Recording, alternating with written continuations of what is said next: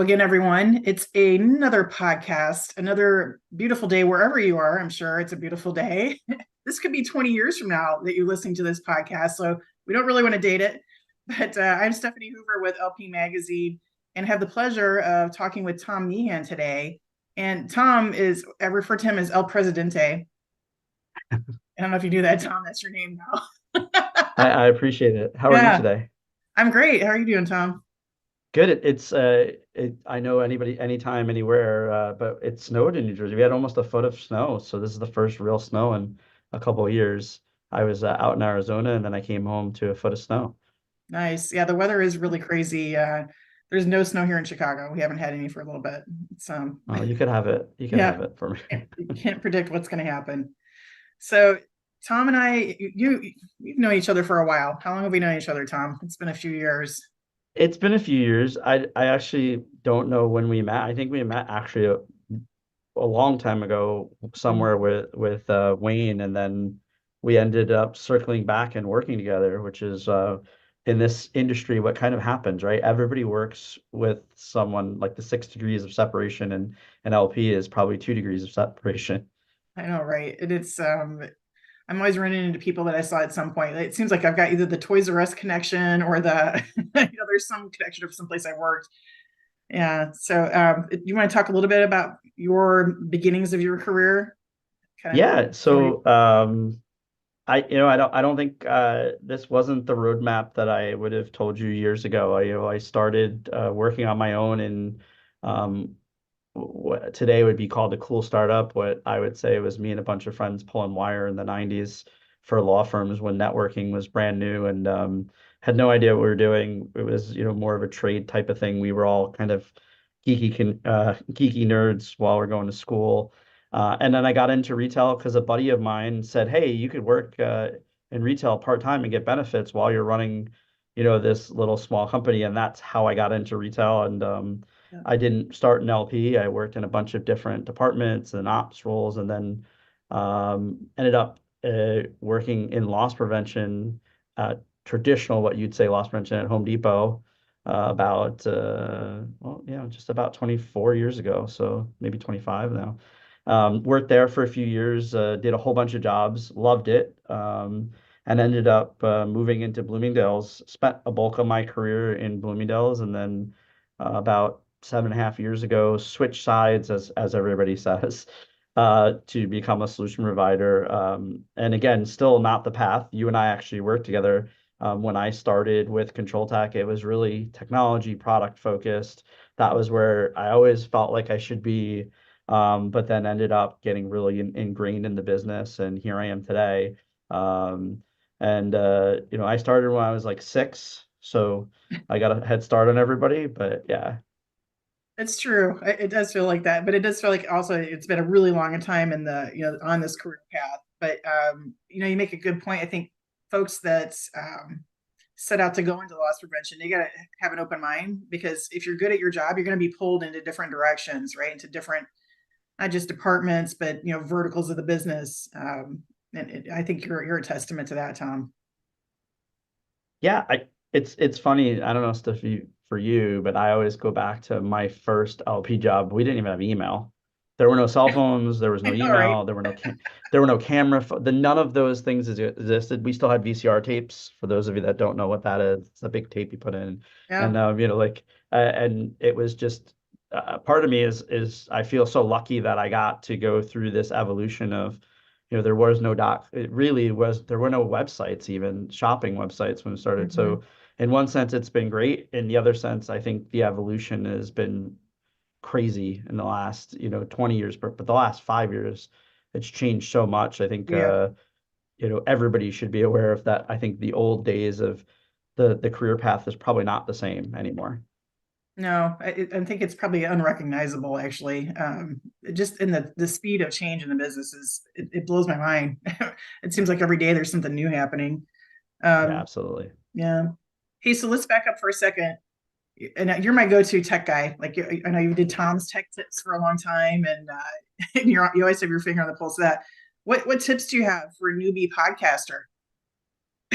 I think I know you've I been doing think it a the long newbie time. Yeah, the newbie podcaster piece is you have to start somewhere and you have to be patient. Like it takes a really long time. I always use the Joe Rogan example. Like Mike Tyson's not getting on our podcast with us. The president is not getting a podcast with us. So it takes sometimes a year before you get anywhere from a subscription basis, and you have to be consistent and patient. And I also think like don't take it too serious, right? Like it's a medium where you can have fun.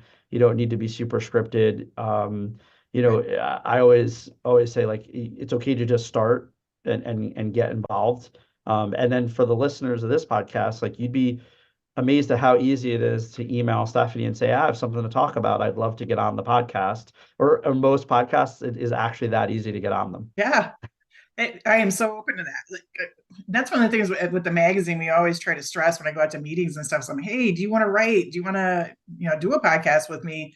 If you've got something interesting to say or something interesting to write about, by all means, like we totally encourage that. And that's one of the things I love. Tom, you've been working with us at the magazine for a really long time. Do you want to talk about what that's like or what that experience Yeah. has been like? Yeah, so that's probably the number one question, believe it or not, when I speak or do things is people ask me like, how did you get involved in the magazine? And the way I got involved was, someone asked me, Jack asked me years ago, Mhm. I think it was like 10 years ago, and my initial thought process was like, I don't know how to write. I don't know what to do. And Jack said, there's a lot of really interesting things you talk about, put them on paper, will help you get through it. And Yeah. for anybody that's listening to this, it really the content is king. If you have really good information, Stefanie and the team at the magazine will help you if you're not a natural writer. Like and my style has changed over the years. I tend to be like a more storyteller type writer, but it took me a long time. And then now I kind of just it's more about what do I want to write about, and what I write about are things that I'm directly involved in. But if you want to write, it is literally just the same kind of thing. Send an email and say, hey, I have this topic. What are your thoughts? And Savi, I don't want to speak for you. I don't think you would ever turn something down. It's just a matter of making it make sense. And you guys are phenomenal at helping folks with grammar, with setup, because it isn't that easy if you've never done it before, and it does take a lot of time. But it is the number one question I get asked, but interestingly enough, I only know of one person that actually followed up and emailed Stefanie. Everybody Oh, asks me everywhere I go. it's It's some, wild. it's super frustrating, Tom. I have to tell you, because I know that there's a lot of folks that do interesting things out there. They have cases that they've worked on that are really cool. Those are the kinds of things we would love to get submissions of. And I know people want to, but I think they're intimidated for some reason. I was kind of the same way. Like the way I got involved with the magazine years ago is I just submitted something, and that was it, right? But there's so many tools too, besides our team helping people. Like there's this Grammarly that basically tells you how to write now. Um, Yeah. yeah, there's just a lot of ways to get involved with it. But same thing, podcasts, all of that. We'd love to get people involved with the magazine. So, but thank you for your support of the magazine. You've been writing for us for a long time, and I know one of the things that you love to write about is tech and what's happening in retail. We recently, and I know you were there as well. We were at the big show in New York. As I was walking the floor and even looking at the different sessions that were going on, I kept seeing this recurring theme of AI. It was everywhere, and I think pretty much if you had a booth, you had something to do with AI in your booth. Yeah. I have my thoughts on that, but I kind of want to. I'm just teeing it up for you. I want to hear what you have to say about it, Tom. So interestingly enough, this week I actually did a keynote at a conference on artificial intelligence for retail. So it's more timely than ever.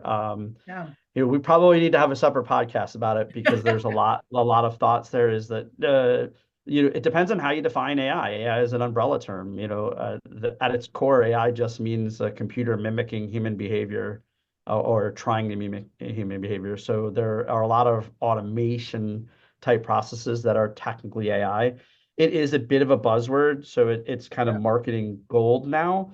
However, I would say that what I saw was a lot more of real implementations of AI, generative AI, so ChatGPT, Google's Gemini, the Llama, any of the generative engines out there. can be almost applied to anything at this point. So what I saw a lot of at the show was like a natural language process. You could ask it a question and then it used generative AI to answer it. Mhm. Um, what the practicality is really depends on, where you sit. I think from at the show, the next iteration of chatbots is real, where you're not having this narrow or weak AI that just answers canned questions, but can start to really answer questions. I also saw a huge implementation or at least an attempt in computer vision where we're starting to say, okay, instead of typing things out, can I do that? I don't think it's going away. I think it's here to stay. Yeah. I would encourage everybody to educate yourself. And that's magazine's a great platform. Podcasts are a great platform on what it means for you. There's a lot of misinformation on what it is. But the reality and the stark reality is it's here for real and it will impact all of us. It's not Mhm. a doomsday or a comment. It's just if you're not using it today and understanding how it can help your job and your personal life, you probably will lose out on something. And you used Grammarly. Grammarly is a form of AI. It's a more narrow form of AI. Mhm. I always say spell check on steroids, right? And I love Grammarly I always run things through a couple of different things to say, hey, how does this read today? At the show and in the real world, we're going to see rapid growth. I also think we're going to see rapid disruption around the job market. And Mhm. UPS publicly said, we're laying off 12,000 people, and in their statement, we're focused on generative AI and artificial intelligence to enhance customer experience. And I'll leave you with this. McKinsey did a study and said it'll affect 800 million jobs by 2030. I don't know what that means. I don't have a Yeah. crystal ball. But it's probably 50% buzzword, 50% real, and real means a lot of different things. Yeah. It's like, I almost wonder if it's in the tech world, we sort of swing back and forth with all these reactions. And I sort of wonder if we're overreacting a little bit. I'm sort of a wait and see person anyway, right? I'm gonna check it out, and I am checking it out, but at the same time, I'm not freaking out. I want to sort of wait and see what are the impacts going to be. And if we're talking about already they're laying off ahead of this AI being implemented, that seems reactionary, a little bit extreme. Just my thoughts on Yeah. it. Yeah. Also, you don't know what is a good narrative that it's being put out. It's very hard to Mhm. understand when you're reading things. That's true. Yeah. Snippets of what it is. What I would say is that I encourage everybody to use it. The one big difference with AI is not new. It's been around since 1940, right in the 40s. So like the Yeah. one big difference is that it was made in 2 years ago, consumerly available. And that's what really drove all of the hype is that you could go online and use this for free. Hmm. So I think that's the hype. I don't know that, I wouldn't even pretend to predict what the overall impact is. I do see some really, really good positive things that will come out of it from an efficiency enhancement and also a time saver. And that's why I keep telling everybody like everybody's different, right? Like for Hmm. you and me, people that write, it's nice to have something proofread something in 1 second and go back and then say, hey, you missed this or you missed that. But you have to know how to use it. You have to understand that it's not always right. Um, but I find it fascinating that the real implementations are really, really cool. But like I said, when you're walking a show floor, how much of it is a buzzword? How much of it is Yeah. marketing taking advantage of it? We don't Yeah. know. Well, Um, I mean, I'm sure you you know, did the same thing. I would stop at booths and I'm like, okay, I see you have this big AI sign here. I'm like that annoying person out on the show floor, right? And I was like, hey, what do you mean by AI? And they would tell me, and I'm like, well, that's not machine learning. It's just you have cameras and you have some computer stuff in the background. That's not really learning. Oh, yep. you're right. It's not really, but that's our marketing. So that was kind of interesting to see that. And there was multiple booths that I stopped by that had the same sort of comments on that. Yeah, it's a tough one because you don't know. AI is an umbrella. Like I said, it's an umbrella term. It depends on where you wanna draw the line in the sand. Um, Mhm. I saw a lot of older things that were named something different. Yeah. And again, that's not a bad or a good. It's just, what it is. Yeah. So you just completed an article for us, Tom, that's coming out in our next print issue, and I think you talked about this a little bit. It's sort of like this retail 4.0, right? And I think that AI definitely has a place in there. Just off the top of your head, what are some applications that you would see loss prevention using AI with? So computer vision comes to mind first in the sense of that today we do a lot of things manually that really easily could be taken on for AI. So categorizing, what you'd say were basic alerts, or even better, asking a question in human language to a video system and getting a pretty good result. Exception-based reporting, getting away from that kind of same thing here and starting to use models to identify things earlier in it, so a more predictive or an indicator that, hey, this behavior looks suspicious. I don't Mhm. know if it is, but kind of ruling that out. I also see kind of a huge piece of in anything inventory related where there's automation and models that can be put in, incorporated um, with the RFID, or like the digital twin piece that I wrote about, of saying, like, we are at the point today where we can literally take everything we do and make a digital model of it. So there's a huge, huge benefit there. Mhm. And then just us as people, all of the things that we think are time burglars, the way we manage our email, the way we manage our schedule, those are all things that we can use right now. And I think that that's not even all the use cases. And that article, I was really focused on kind of the parallels between Industry 4.0 and the digitization in the manufacturing world, Mhm. that it's almost exactly the same as what occurred in retail, only we didn't talk about it, where, this hyper digitization and this taking the physical and making it digital. So whether you incorporate AI into that or not is kind of where you sit. But I think in the next year, most of our readers of the magazine are going to be implementing some form of true, real, more advanced AI than what we've seen in the past. Right. I think, we were at our fall meeting, and I'm not sure if you were in the room when this happened, but there was a little discussion about how accurate, how factual is the information that the AI, let's say it's Chat GPT that we're talking about, and that there is some concern that it's using the information that's out there, right? So it's coming from humans to begin with.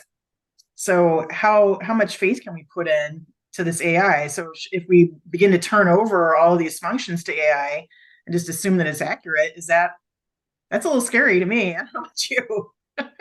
Yeah, so that's a really good point. I think that again depends on what type of AI. So like Right. using ChatGPT or generative AI as an example, you know, super cool to look at, but really what it is it's a model that collected all of the data it could from the internet, and Mhm. it creates a large language model and predicts what it thinks you want it to say.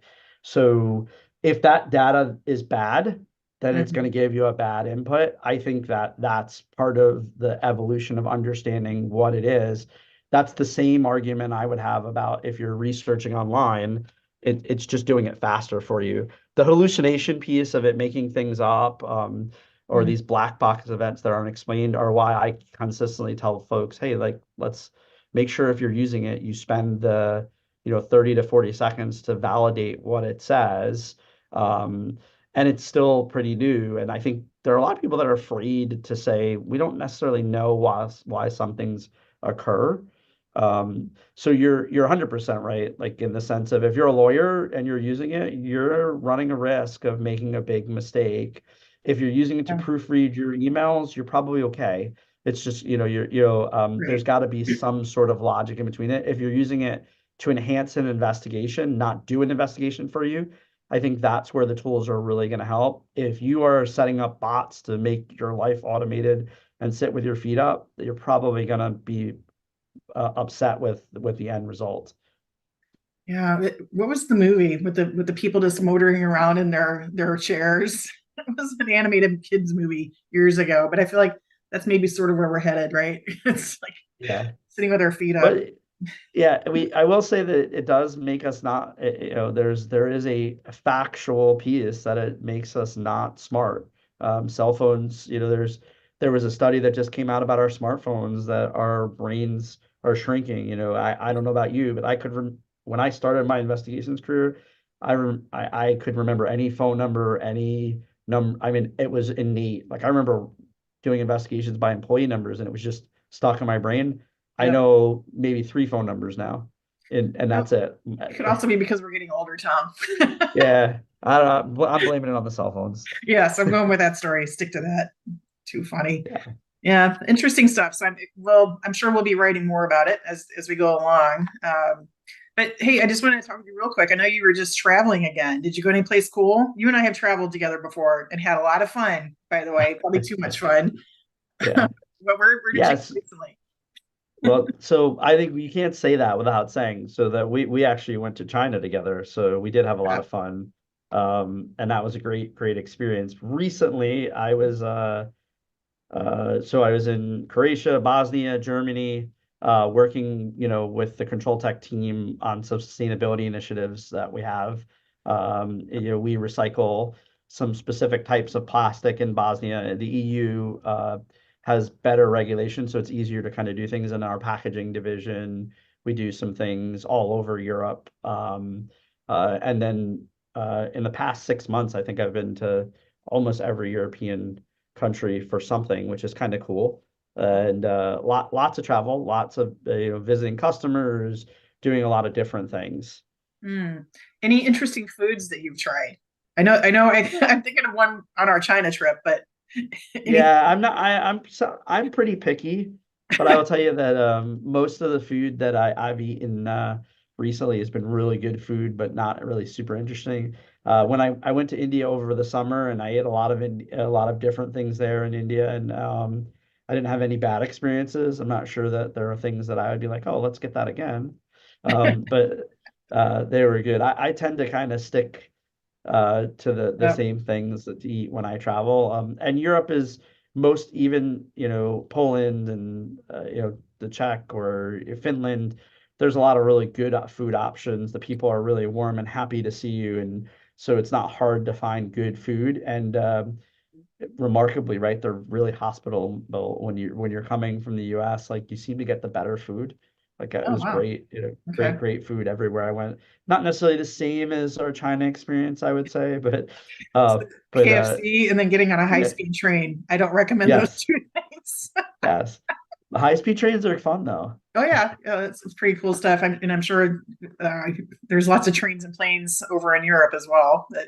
Yeah, lots of trains and planes. I went on some small planes, little propeller planes, but all very good stuff. Very The cool. weather was good. I think it's interesting traveling globally when you see our news media and some of the conflict and hearing folks talk about it that are literally right there.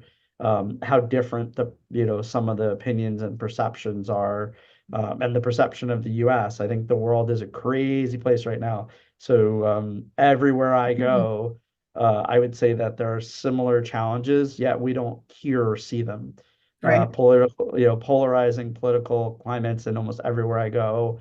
The economy is that everybody's not sure. The AI piece is the same. So while Mhm. we're on this giant island called North America, it's amazing how people are very similar when you get to the core of what's going on.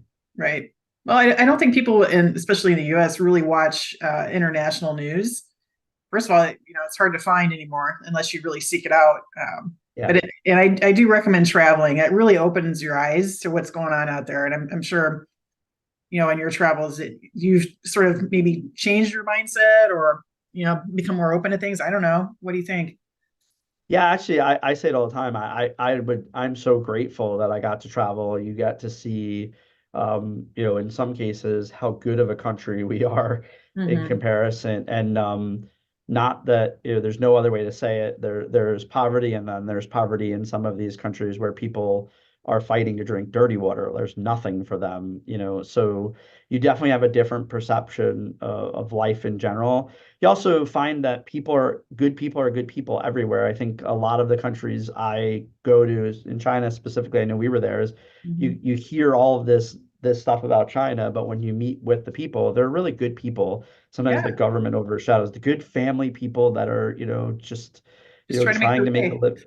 Yeah, exactly. And you wouldn't necessarily, based on some of the media piece. Same thing if you go to Central Europe or even very close to what's going on in the Ukraine, is the people are good people. Like they're just, they don't necessarily have a lot of say in what goes on in some of these countries, but it's interesting at the core, people are just trying to make a living, take care of their family.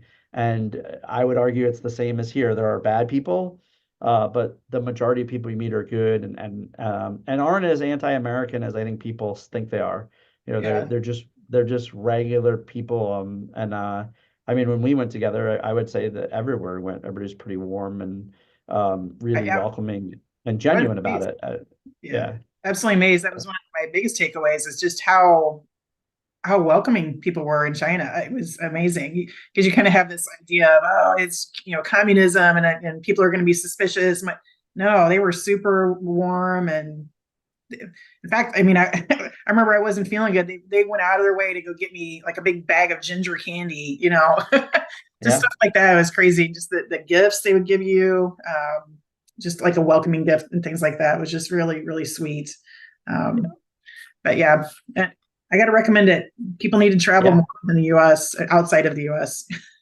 Yep. Yeah, they definitely do. And I would say that it's much safer than I think people think as well. I Yeah. think property crime in some countries, like a lot of European countries, the worst thing you're going to see is a pickpocket. Mhm. As a matter of fact, I would argue in most places that outside of some Latin American countries, you're really not likely to see crime or have an issue Yeah. in most of the places I get to go to.